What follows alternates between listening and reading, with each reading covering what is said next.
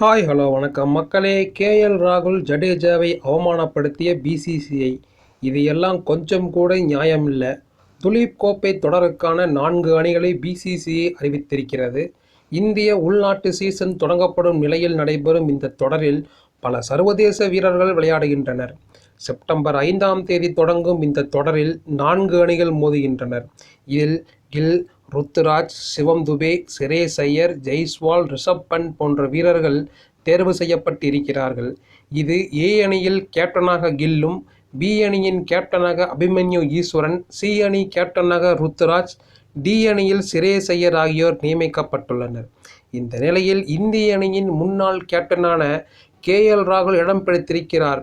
இதே போன்று பி அணியில் நட்சத்திர வீரரான ஜடேஜா இடம் பிடித்திருக்கிறார். இந்த 2 வீரர்களுக்குமே கேப்டன் பதவி கொடுக்காமல் சாதாரண வீரராக பிசிசிஐ அறிவித்திருப்பதுதான் தற்போது சர்ச்சையை ஏற்படுத்தி இருக்கிறது. கடந்த ஆண்டு எல்லாம் ரோஹித் சர்மா இல்லாத நிலையில் ராகுல் தான் இந்திய அணியின் கேப்டனாக நியமிக்கப்பட்டார். மேலும் அடுத்த கேப்டனாக ராகுல் தான் செயல்படுவார் என அனைவரும் எதிர்பார்த்தனர்.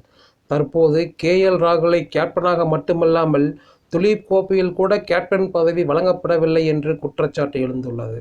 ராகுல் போன்ற ஒரு சீனியர் வீரர் கில்லுக்கு கீழ் விளையாட வேண்டிய நிலை ஏற்பட்டிருக்கிறது. இதே போன்று ஜடேஜா இந்திய அணியின் தலைசிறந்த ஆல்ரவுண்டராக கருதப்படுகிறார்.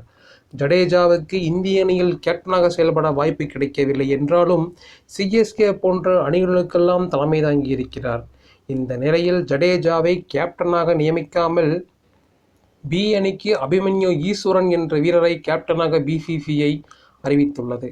இதே போன்று இந்திய T20 அணியின் கேப்டனாக இருக்கும் சூரியகுமார் யாதவ் சி அணியில் இருக்கிறார். ஆனால் அவருக்கும் கேப்டன் பதவி தரப்படவில்லை. ஆனால் சிரேஸ் ஐயருக்கு டி அணியில் கேப்டன் பதவி வழங்கப்பட்டிருக்கிறது.